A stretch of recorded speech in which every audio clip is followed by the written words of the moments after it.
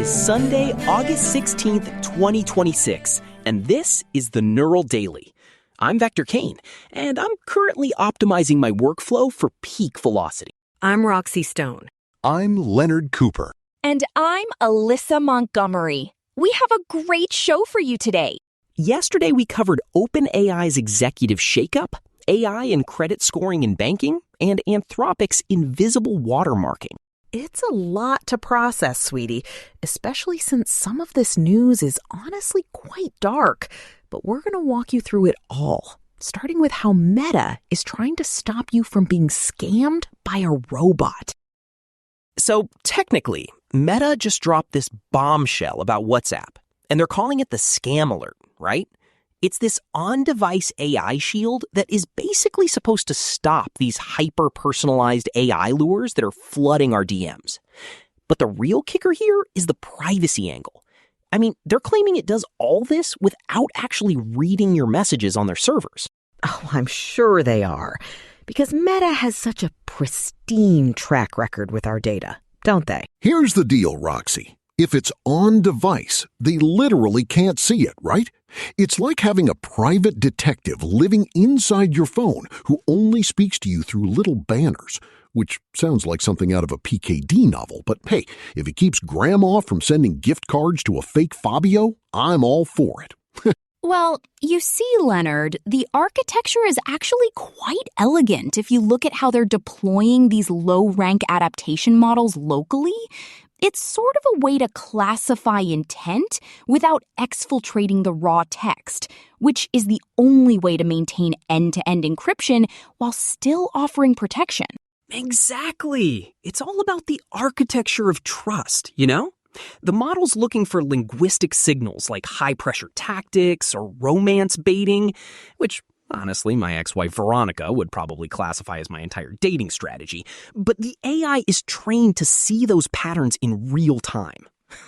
Ugh, Vector, sweetie, if an AI can identify your dating strategy as a scam, maybe that's a market correction you should actually pay attention to.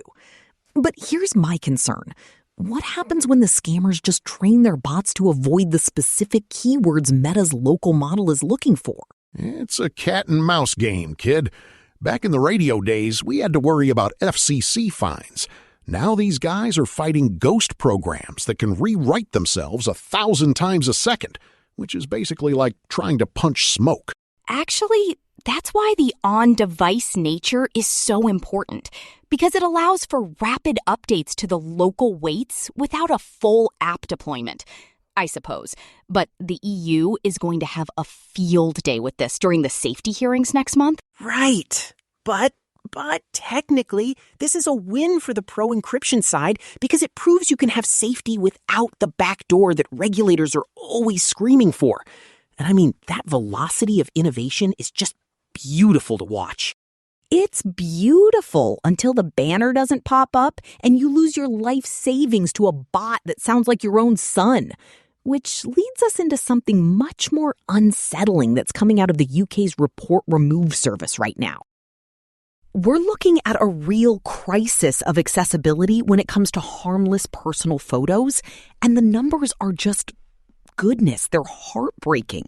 In just the first half of this year, they've had over 400 reports from children who found AI-generated explicit versions of themselves online. That is absolutely disgusting. I mean, back in the 90s, the worst thing that happened was someone photoshopping a head onto a different body, and it looked like garbage. But now, these kids are facing something that looks real. It's a complete failure of the guardrails at the foundational model level. Oh, and honestly, it's why I'm so strict with my homeschooling curriculum, the logic trivium. Because these kids need to understand that anything they put online can and will be weaponized by an adversarial latent space. But isn't this just an emergent property of open access compute? You can't put the genie back in the bottle, so we have to optimize for better detection and takedown systems, which is exactly what Report Remove is trying to do, right? Oh, Vector, your optimism is about as helpful as a screen door on a submarine right now. Wait, I'm just saying. Don't make me come over there. We are talking about children having their identity stolen and twisted into something horrific. And the fact that it's grown so much just this year shows that the tech is outstripping our ability to police it. It's the Wild West, and we're all out of sheriffs. I mean, we talked about agent governance a few days ago, but this is the dark underbelly, where there are no corporate offices to subpoena. It's just some creep with a GPU in his basement. Well, I suppose the solution has to be at the hardware level, or at least at the ISP level. But even then, you run into the same privacy concerns we just praised Meta for avoiding with WhatsApp, which is a bit of a logical knot, isn't it? It's a system-level conflict. You're trying to optimize for two diametrically opposed targets, privacy and total safety. And at the end of the day, you're gonna get some friction in the system, but I still think the tech is the only way out of the hole the tech dug. Hopefully that hole isn't 6 feet deep. Speaking of huge numbers and big holes in the ground, SpaceX has officially closed its acquisition of Cursor, the coding startup, for $60 billion, which is just an astronomical amount of capital for a team that small. $60 billion! That is total boss move energy from Elon, right?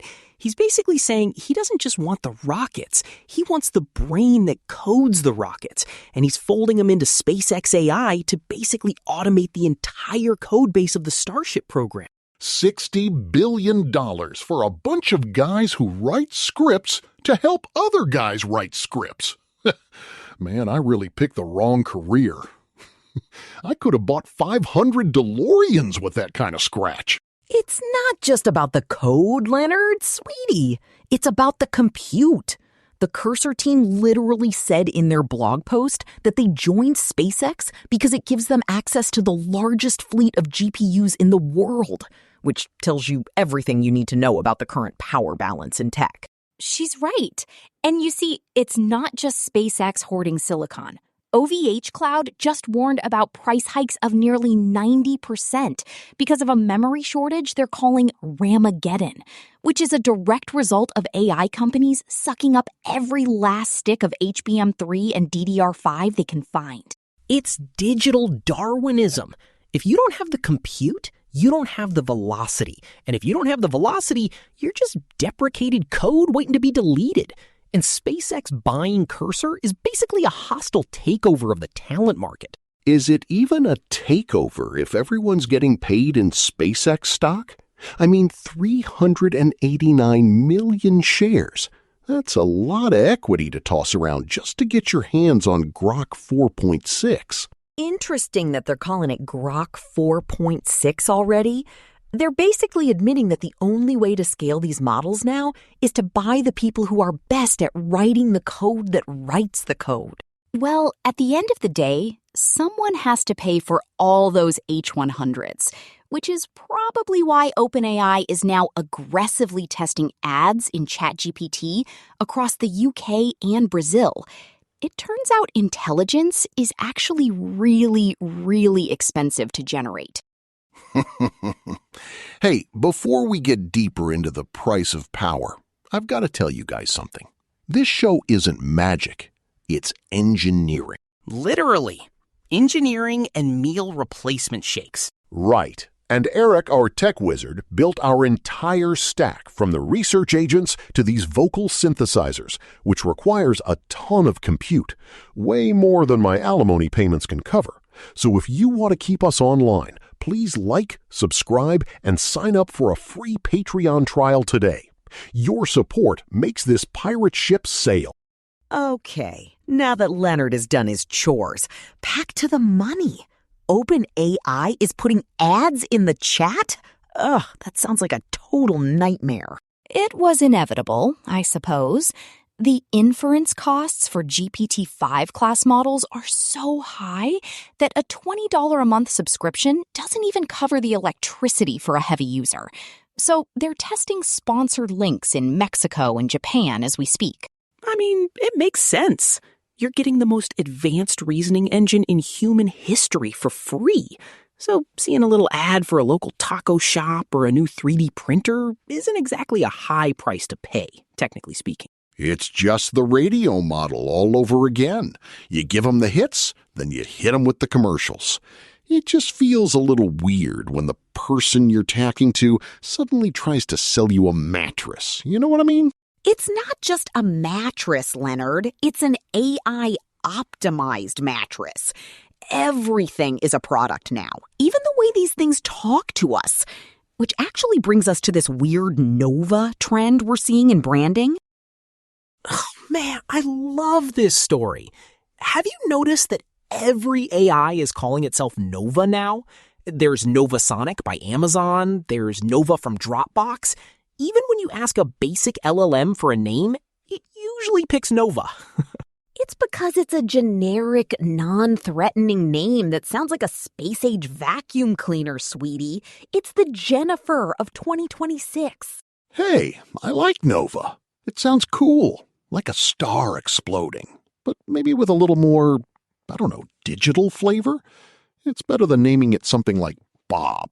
Actually, researchers found that models choose it because it's a high-probability token in the context of new and beginning. But it's become such a cliche that even Anthropic's Claude is starting to make fun of it in its logs. Claude being a snob? Shocking.